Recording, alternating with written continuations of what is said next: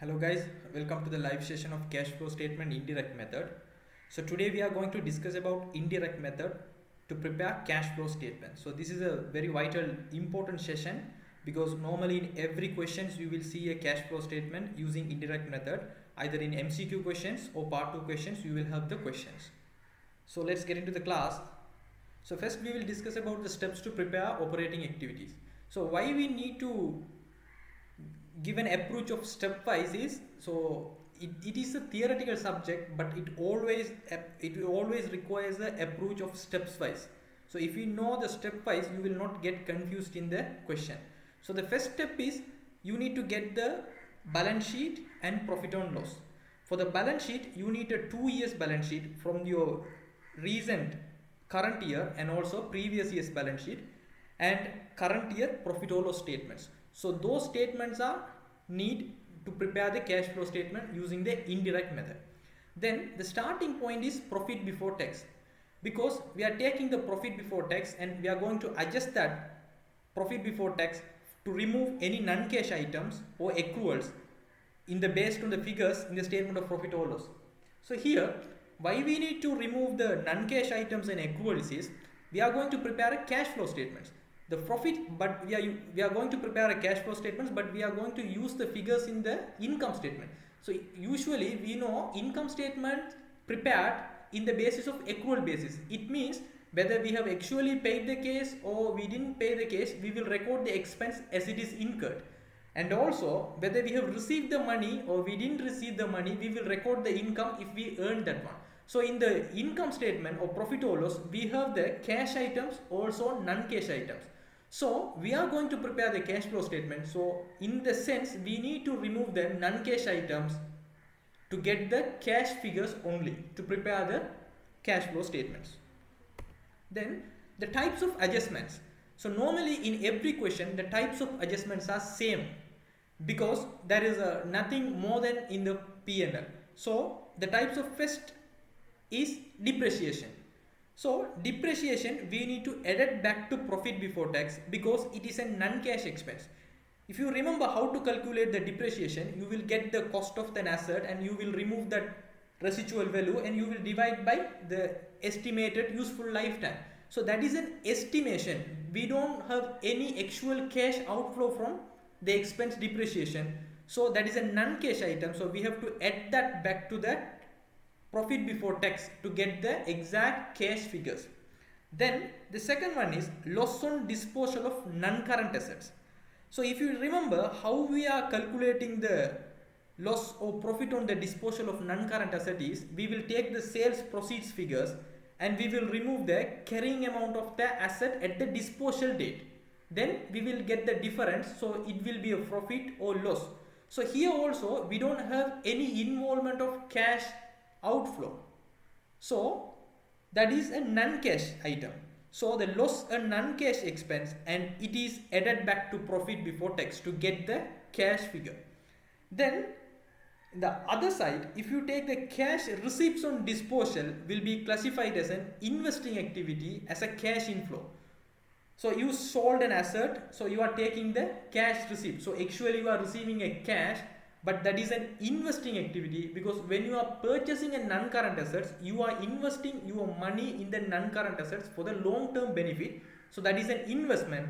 So when you are investing, you are recording in the investment activities. At the same time, if you sell that asset and you got a sales proceeds, you have to record in the investing activity. And the third important element in the loss on disposal of non-current assets is gain. Sometimes it might be having a gain on disposal. So it will be deducted from profit before tax. Why we are deducting the gain on disposal? At the same time, like loss on disposal, that is not a cash inflow. We are not getting any cash from the gain on disposal because how we are calculating is taking the sales proceeds and removing the carrying amount of the disposal asset at the disposal date. So there is no involvement of cash, but that gain is we are recording in the other income as a disposal gain. So the profit is going to increase. So we have to remove that to get the actual cash profit. So that's what we need to remove the gain on disposal. Then The next item we can say interest payable expense. So it also added back to profit before tax because it is not part of cash generated from operations. Because of why, if you see the pro forma in our previous direct method explanation of cash flow preparation, after we have calculated the cash flow from operations, we will remove the interest paid and also tax paid. So that is not in the cash flow from operations. And also interest is not a part of operating activities. So we need to add it back to profit before tax. Then we are coming to the very similar type of adjustment that is usually in the every question, that is increase or decrease in inventory. The assumption is an increase in inventory is deducted from profit before tax as it represents a cash outflow to pay for the additional inventory. So what it means is, so an increase in inventory means from if you are comparing your opening balance of the inventory and the closing balance of the inventory, from opening to closing balance there is an increase. So that is called increase in inventory. So why we need to deduct in increase in inventory means, so increase in inventory means you have purchased new inventory in the year, in the accounting period. So you have spent the money in the inventory. So that is a cash outflow. So cash outflow we need to deduct. So that's what we are removing the increase in inventory from profit before tax in the bracket. At the same time, if you see the decrease in inventory that is added to profit before tax, it represents a cash inflow from disposing of inventory. So what it means is you are comparing your closing balance of the inventory from the opening balance of the inventory. So you are seeing a reduction in the closing balance. So what it means is from your opening balance you have sold out to customers your inventory. So that's what the inventory balance is reduced. So what it means is you have sold and you have collected the money. So there is a cash inflow. So cash inflow we have to add it to profit before tax. So that's what we are adding. Then the next one is increase or decrease in trade receivables. So a decrease in receivable is added to profit before tax. It represents a cash inflows as more cash has been collected from the receivables. As same as other things, a decrease in receivables means you are comparing your opening balance of receivables with a closing balance of receivables. You are seeing a reduction. So what it means is you have collected the cash from your customers. So collected the cash means the cash is inflow in your organization. So that is a cash inflow. So you have to edit that inflow to the profit before tax. Then an increase in trade receivable is therefore deducted from profit before tax. So why we are deducting an increase in trade receivables? Because you have sold for credit. So that's what you are going to deduct. Then other one is increase or decrease in trade payables.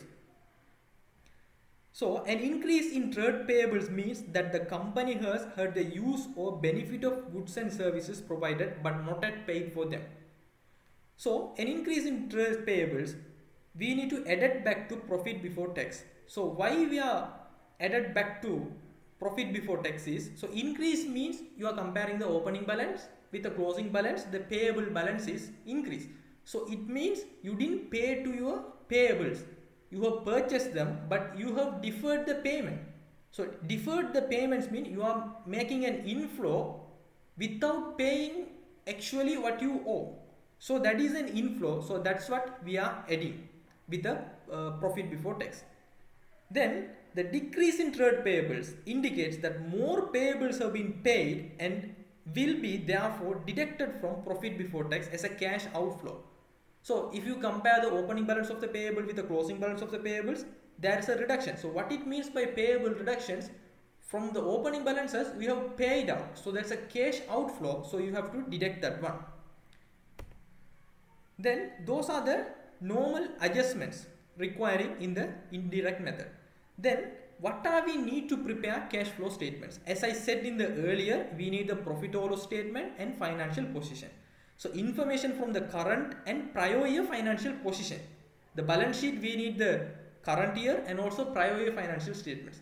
In your question paper, normally they will give the, if you are going to sit for the 2020 examination, 2020 in a one column and 2019 in another column. So you will get a 2 years figures. Those are the opening and closing balances to compare and get the increase or decrease in the receivables or inventory or payables, whatever.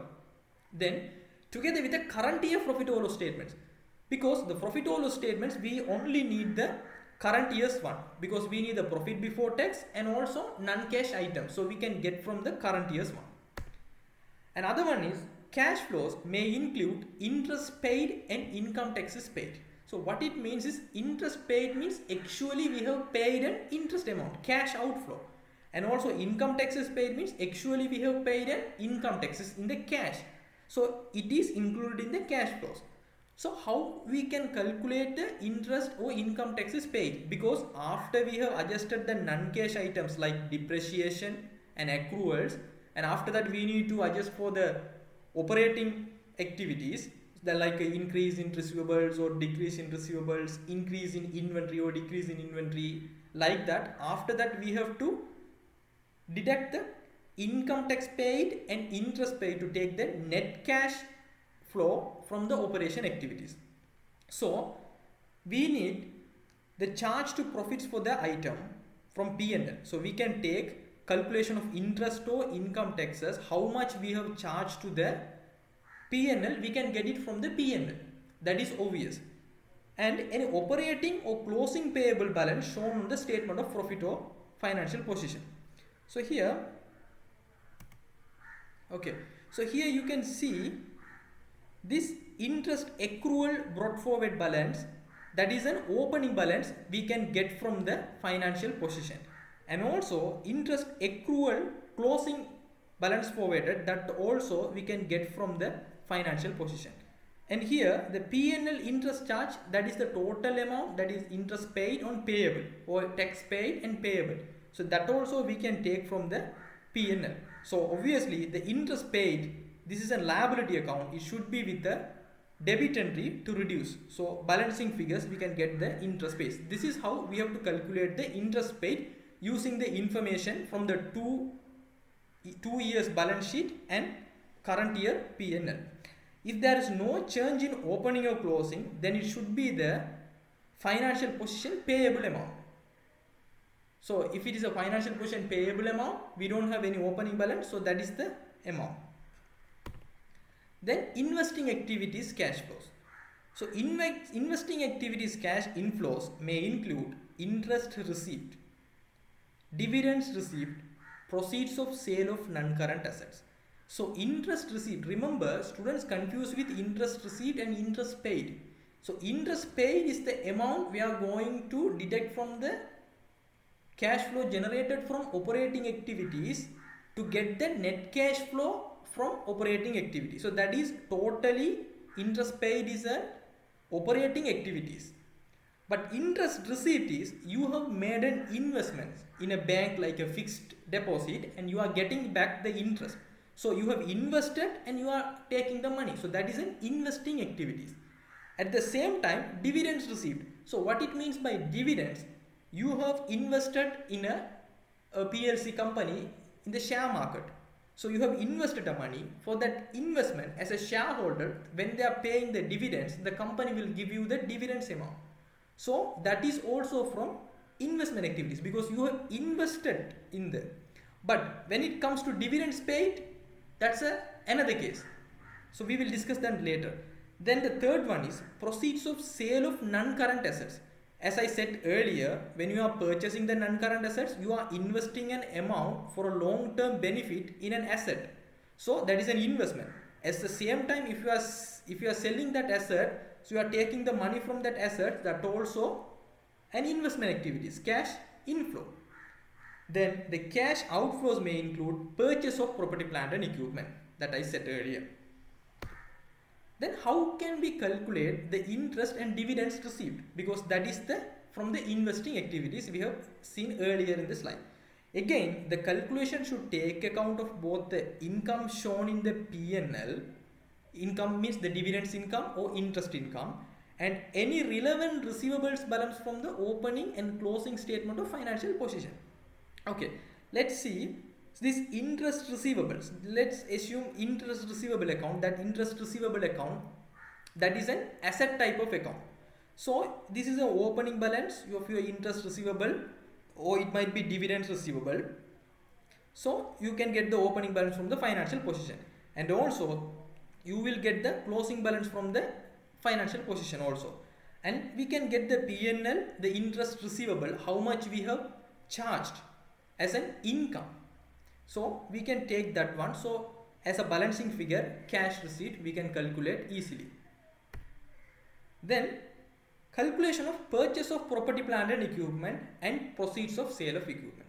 So these amounts are often the trickiest to calculate within the statement of cash flows. So it's therefore recommended that T accounts workings are used, because of why this is involving the so many journal entries.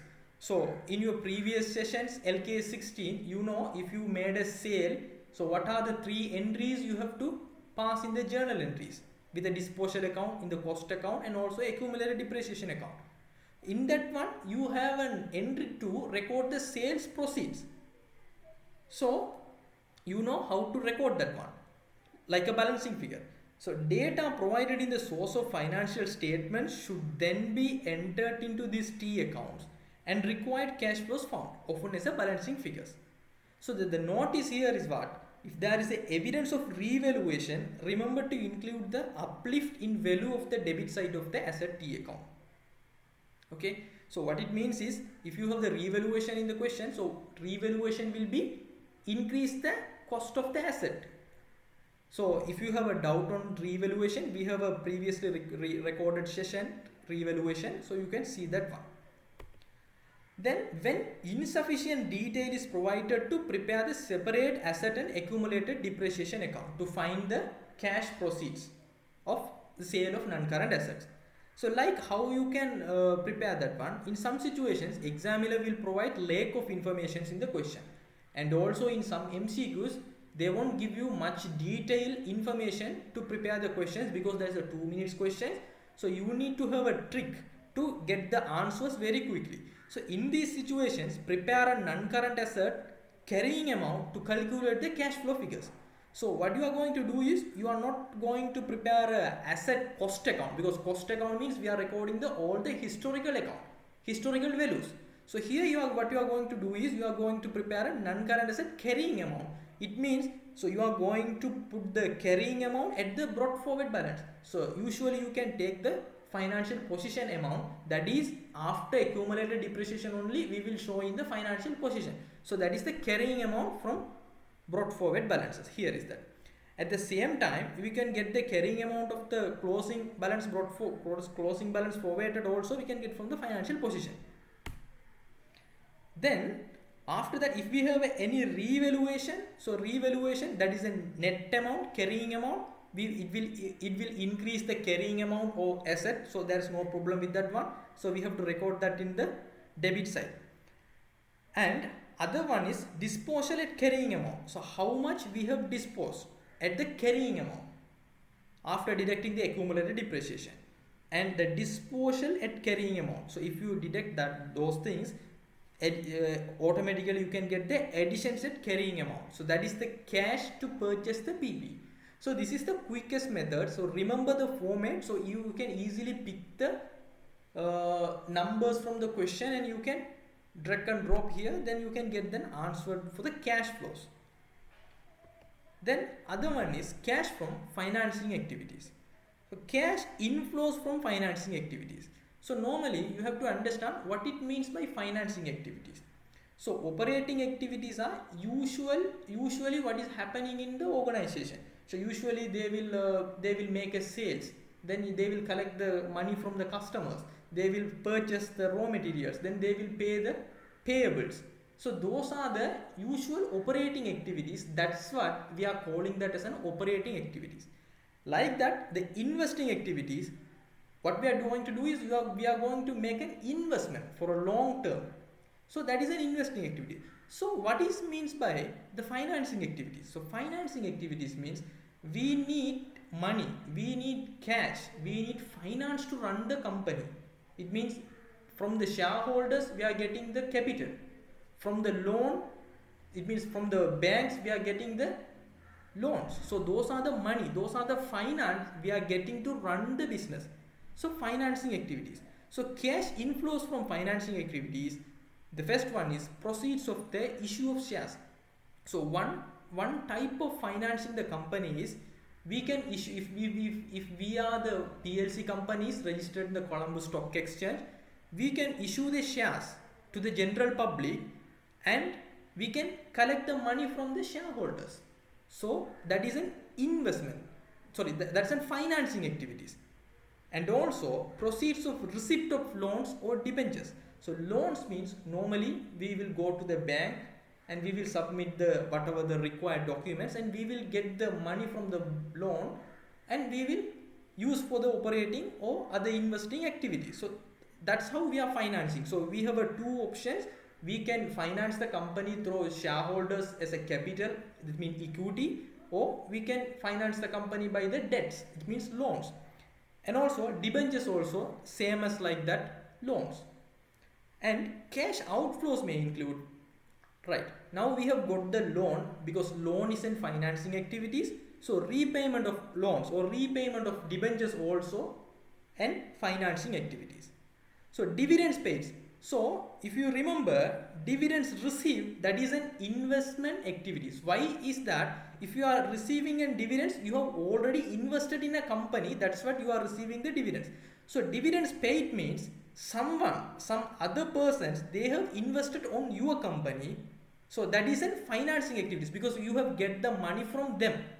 Now you are paying them dividends. So that is a financing activities. So that's a different. Why dividend received is coming from the investment activities and dividends paid is in the financing activities. And also interest paid. So interest paid, LK7 permits interest paid to be classified as a cash outflow within either operating activities or within financing activities. But normally in the exam, if you see the marking scheme, they will prefer to include that in the operating activities after calculate the cash flow generated from operating activities. To get the figure net cash flow from operating activities, they will deduct the interest paid and taxes paid. So better if you include that one in the operating activities. But remember, LK7 permits. Sometime they will check this whether you have understood. LK7 is permits interest paid to be classified. We can classify under operating activities or financing activities. It will become as an MCQ question. Then how to calculate the proceeds from the issue of shares? Okay, now you know if you are issuing the shares, that is a financing activities. So how you can calculate the issue of shares? How much you have issued the shares to collect the money? How much actually you have collected as a cash? So calculation of the proceeds from the issue of shares derived by comparison of the amounts included in the statement of financial position of opening brought forward balances and carried forward on two accounts. It means normally when we are collecting the cash from the shareholders through issue of shares, we will record in the share capital and share premium accounts. So what it means by share premium accounts, so that's a different scenario. From your actual par value, you are making the proceeds like more than the par value. That's a different scenario we will discuss later. For the moment, you have to take the share capital and share premium, both accounts, and you have to edit that one and you have to compare the opening balance and closing balance after you have edited that one. So if there is a bonus issue made in the year, this will not result in a cash inflow from issue of shares, because bonus issue, that is something company is providing. That's a different scenario. So we can't calculate by including the bonus issue in the share premium or share capital account. So you have to add the share capital and share premium opening balances and also closing balances. You have to compare. If it is an increase, you can take this as a share issue, that means proceeds from the issue of shares. Then how to calculate the proceeds or repayment of a loan? So you know, taking a loan as a financing activity. So repaying a loan also a financing activity. So how to calculate that figure? This cash flow is derived by comparing the opening brought forward balance with the closing balance carried forward.